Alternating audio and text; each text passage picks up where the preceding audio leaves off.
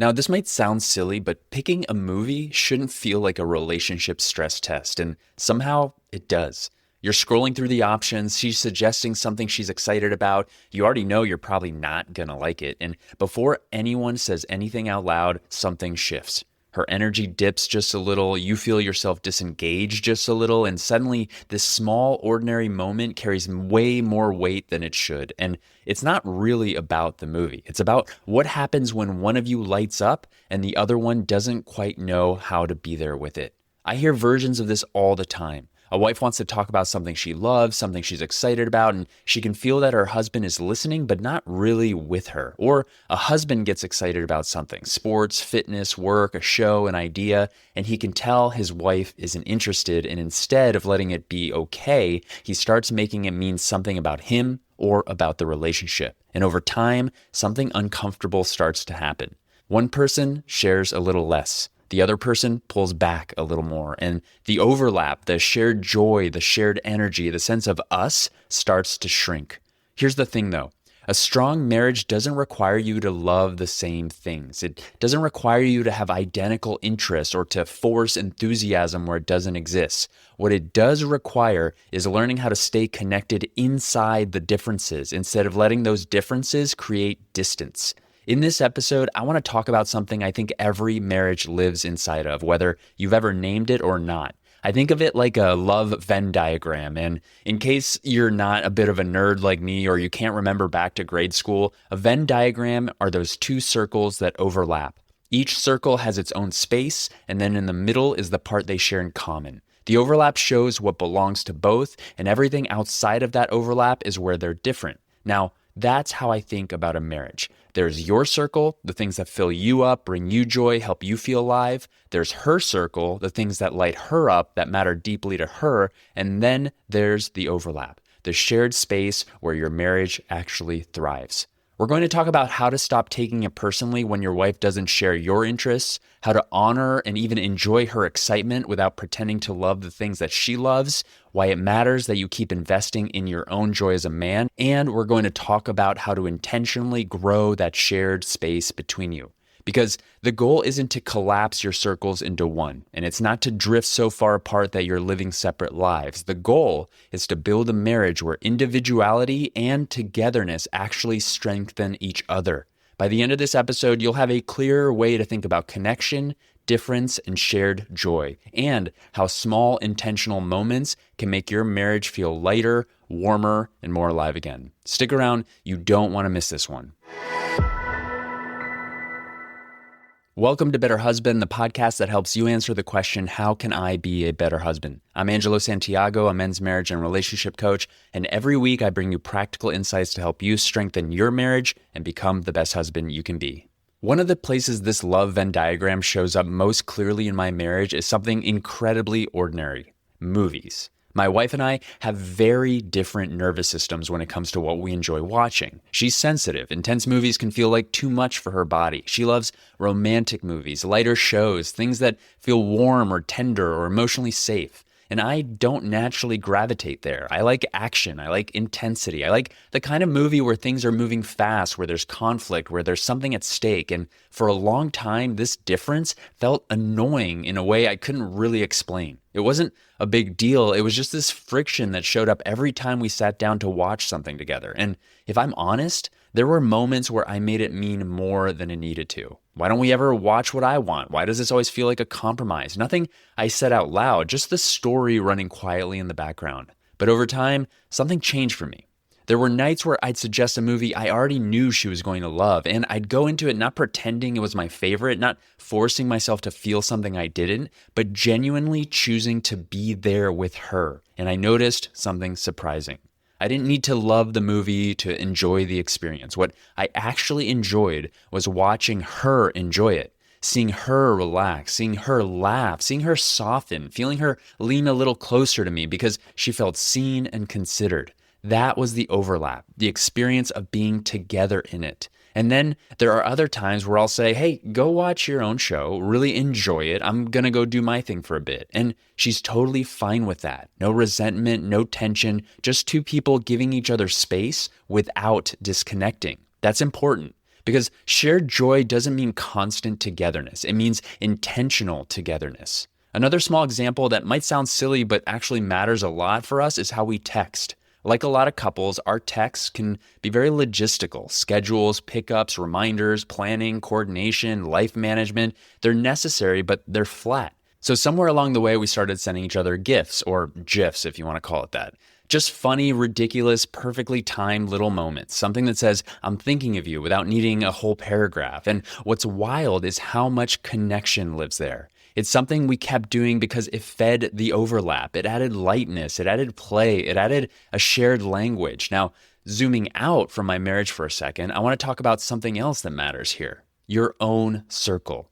When I was younger, the things that filled me up looked very different. It was going out, bars, parties, late nights, and all that felt fun and energizing at the time. And I don't do those things anymore, not because they were wrong, but because I've grown, I've changed. Now the things that fill me up look like going to the gym. I play soccer with other guys. I have a men's group chat that makes me laugh and also shows up when I need support. I like watching sports, racing, UFC, football. My wife doesn't love those things, and that's okay. She understands that those things matter to me. She doesn't try to compete with them. She doesn't take them personally, and I don't hide them or feel guilty about enjoying them, because when I take care of my own joy, I show up differently in my marriage. I'm more present. I'm less resentful. I have more to give. And in return, I need to understand what matters to her, what fills her up, what she needs space for, what she wants to share with me, not because I love the thing, but because she loves it. So in this episode, I want to give you a clear way to think about it. 3 spaces every marriage lives inside of: your circle, her circle, and the overlap. And more importantly, how learning to honor all 3 is what allows a marriage to feel both spacious and deeply connected. So let's dive in. Every marriage lives inside of 3 different spaces, whether you've ever defined them or not. There's your circle, the things that energize you, the things that help you feel like yourself, the places you go to reset, to feel alive, to feel steady again. Then there's her circle, the things that matter to her, the interests, the rhythms, the moments that bring her joy, comfort, excitement, or meaning. And then there's the overlap, the shared space where you both feel connected, the thing you enjoy together, the rituals, the humor, the conversations, the moments that feel like us. If you keep that love Venn diagram picture in mind, these 3 spaces make a lot more sense. And that overlap is where your marriage actually lives. It's where inside jokes form. It's where laughter feels easy and connection feels natural. And the parts outside the overlap, they're simply the places where you're different. Different interests, different wiring, different ways of finding joy. The mistake a lot of couples make is thinking the goal is to eliminate those differences or to drag each other into the same circle. But that's not how a healthy relationship works. The goal is to understand them, respect them, and then intentionally grow the space in the middle. The problem I see is that some couples try to force the circles on top of each other. They believe that if we really loved each other, we'd want the same things, we'd enjoy the same activities, care about the same topics all the time. And when that doesn't happen, it feels disappointing or confusing. Other couples swing the opposite direction. They retreat into their own circles. He does his thing, she does hers, and the overlap slowly gets smaller, and neither approach works. A healthy marriage isn't about collapsing your circles into one, and it's not about living separate lives under the same roof. It's about learning how to honor all 3 spaces at the same time. And here's the important part: the overlap doesn't grow on its own. Life doesn't naturally push couples towards shared joy. It pushes you towards responsibility, stress, schedules, and survival. And if you're not paying attention, the overlap shrinks. So the question isn't, do we have different interests? The real question is, how do we relate to those differences? Do they become points of tension, or do they become places where generosity, curiosity, and intention show up? Because when a marriage is working well, these 3 circles don't compete with each other. They support each other. Your own joy makes you a better partner. Respecting her joy builds safety and closeness, and feeding the overlap keeps the relationship feeling alive. That's the foundation.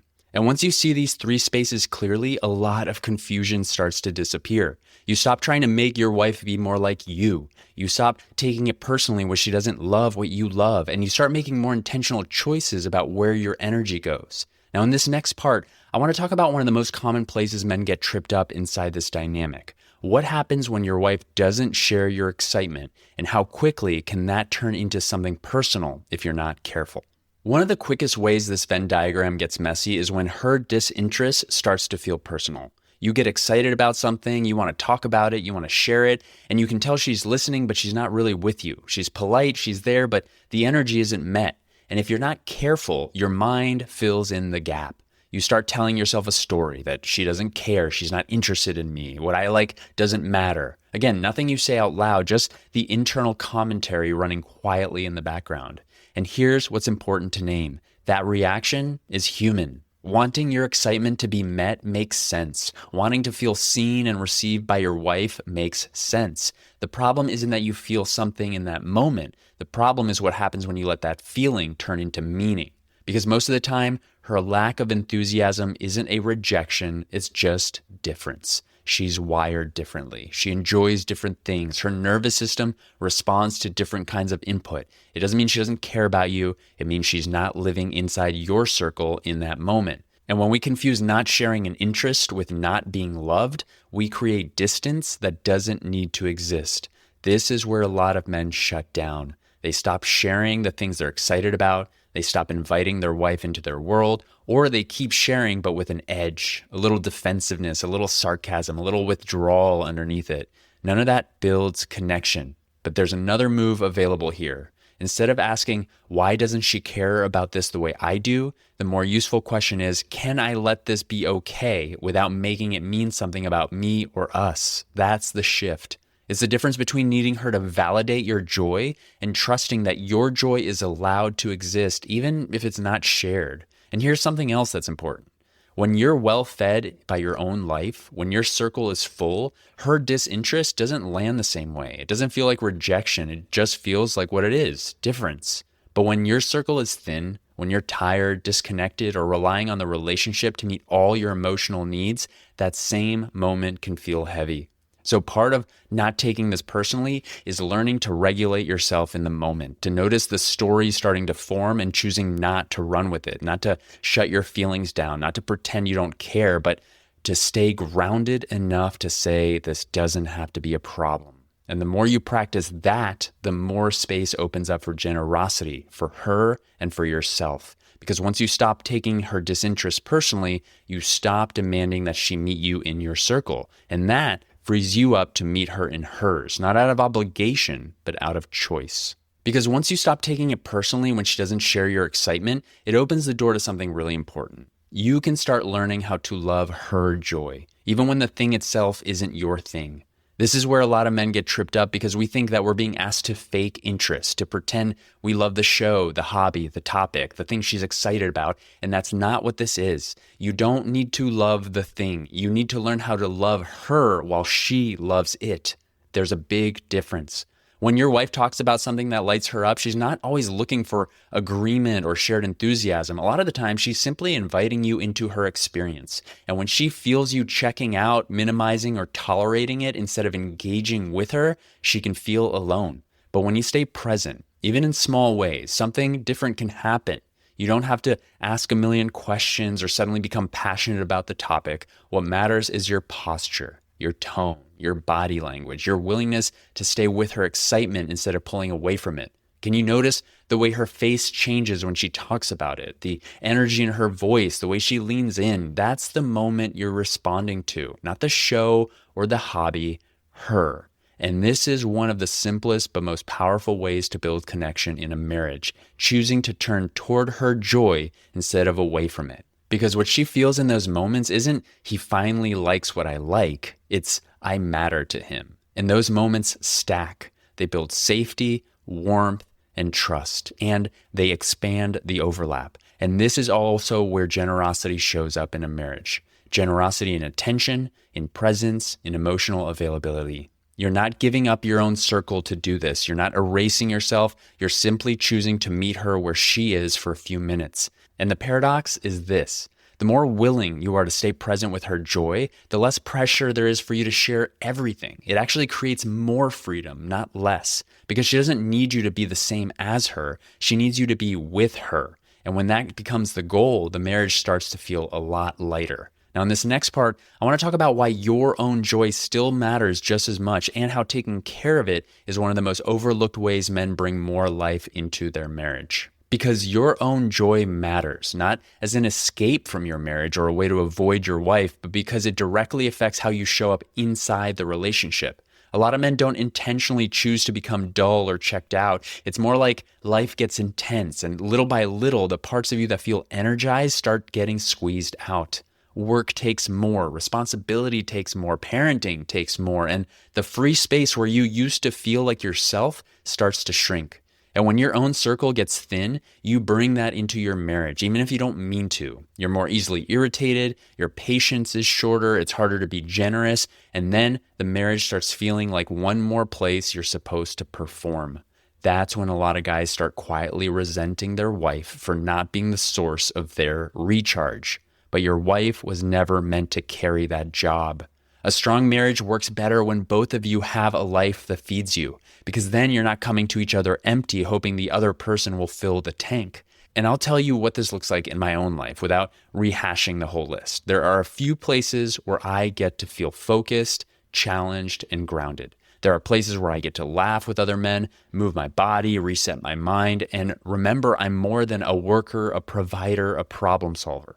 When I get that consistently, I come home different. I'm not looking for my wife to rescue me from my stress. I'm not taking it personally when she's not into the exact thing I'm into. I'm just steadier. And that steadiness changes everything, because when you have a healthy relationship with your own circle, your wife's circle stops feeling like competition. It stops feeling like something you have to tolerate. You can respect it without feeling threatened by it. And the overlap becomes something you choose with a full heart, not something you demand because you feel empty. So, if you want the overlap to grow, this is part of the work. Keep your own circle alive. You're not pulling away from your marriage by doing that. You're bringing more of yourself back into it. And in the next part, I want to talk about how the overlap actually expands through small moments you add on purpose, daily and weekly, so shared joy becomes the place your marriage returns to again and again.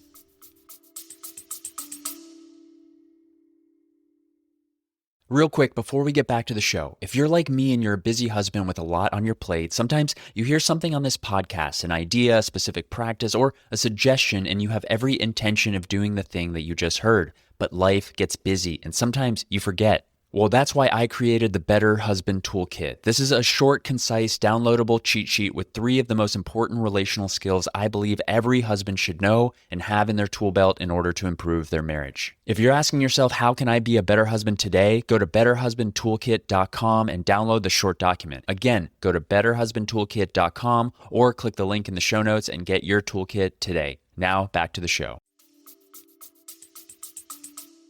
So if the overlap is where marriage really lives, the question becomes simple. How do you grow it? This is where a lot of couples overcomplicate things. They think growing connection means date nights have to be big, intentional, expensive, or perfectly planned. Or they think that it has to be some deep emotional conversation every time. And when that feels unrealistic, they stop trying altogether. But that's not how shared joy actually grows. And the truth is that the overlap expands through small, repeatable moments. That might look like a shared routine, something simple you do most days or most weeks. It might be a walk after dinner, a show you only watch together, a few minutes in the morning before the day gets started, a way you reconnect at night that doesn't involve logistics or problem solving. It might be humor, inside jokes, sending each other something funny during the day, a small moment of play that reminds you you're on the same team. None of these things are impressive on their own, but they compound. When couples tell me they feel distant, it's usually not because they stopped loving each other, it's because the overlap hasn't been fed in a long time. Everything else took priority. And here's the important part. You don't need hours, you just need consistency. 5 minutes done regularly does more for a marriage than one big effort done occasionally. Shared joy grows when it's part of the rhythm of your life, not something you only reach for when things feel off. Sometimes the most connecting thing you can do is something light, something easy, something that doesn't ask anything from either of you except presence.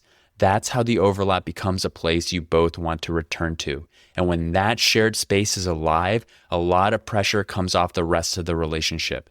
Differences feel easier to hold. Time apart doesn't feel like distance because you know where you come back to. That's what you're building here, a shared center that's fed often enough to stay warm. So now that you have this picture of the love Venn diagram in mind, your circle, her circle, and the overlap, I want you to pause for a moment just to see what's already there. It's easy to notice the differences. It's easy to notice what you don't share, what feels mismatched, what creates friction. But it's more important to recognize what's already bringing you together. So I want you to sit with this one question, and I want you to answer it honestly. What are 1 to 3 things you and your wife do together right now that make you feel connected, bring you both joy, and genuinely elevate your relationship? That's the overlap. Those moments, however small they might seem, are where your marriage already works. And once you can see them clearly, you can start feeding them on purpose. So now let's talk about what to actually do with this. Nothing complicated or overwhelming, just a few intentional moves you can make this week that support all 3 parts of the loved Venn diagram. First, take one of the things you named earlier, one of those moments where you and your wife already feel connected, and say it out loud. Let her know you've noticed. Keep it simple and genuine. Something like, I've been thinking about how much I really enjoy our walks after dinner, or I realize how much I value the way we laugh together at night. And then this week, create space for that moment on purpose. Put it on your calendar if you need to. Don't wait for it to happen naturally. Decide that it matters enough to make room for. Second, pay attention to something that lives in her circle, something that lights her up, even if it's not something that excites you. You don't need to fake interest and you don't need to perform enthusiasm. Just notice her joy. Notice what changes in her when she talks about it and see if you can respond with genuine excitement for her, not about the thing, but about her. Let her feel that you're glad she has something that fills her up. And third, make sure you're also tending to your own circle this week. Give some energy to something that grounds you, fills you up, or reminds you who you are. Not as a way to pull away from your marriage, but so you come back to it steadier, more present, and with more to give. These aren't big changes, but when you do them consistently, they're the kind of small intentional choices that strengthen a marriage over time. Here's what I want you to take away from this episode. You don't have to love the same things to have a strong marriage. You just have to learn how to stay connected inside the differences. Your joy matters, her joy matters, and the space you share matters more than you might realize. When you stop taking difference personally, when you learn to appreciate her excitement without needing to share it, and when you feed the overlap in small intentional ways, your marriage starts to feel lighter, warmer, and more alive. And it doesn't require more effort or big changes. It requires attention, generosity, and the willingness to keep returning to the shared space you've built together. That's how a marriage grows, not by becoming the same, but by choosing each other again and again right in the middle. So thanks for spending this time with me. You've been listening to Better Husband. I'm Angelo Santiago, and I'll see you on the next one. Thank you so much for listening. Before you go, I have a quick request. If you've ever gotten any value from the show and you want the show to continue to grow, to access bigger and more knowledgeable guests, and to keep providing you with more ways that you can be a better husband in your marriage, simply leave a rating and a review if you're listening on Apple or Spotify. It only takes a few seconds, and those reviews go a long way in attracting more experts and bigger guests to the show. So if you're feeling up to it, as a favor to me, I'd love to see a rating and a review from you. Thank you so much for being a listener and all your support.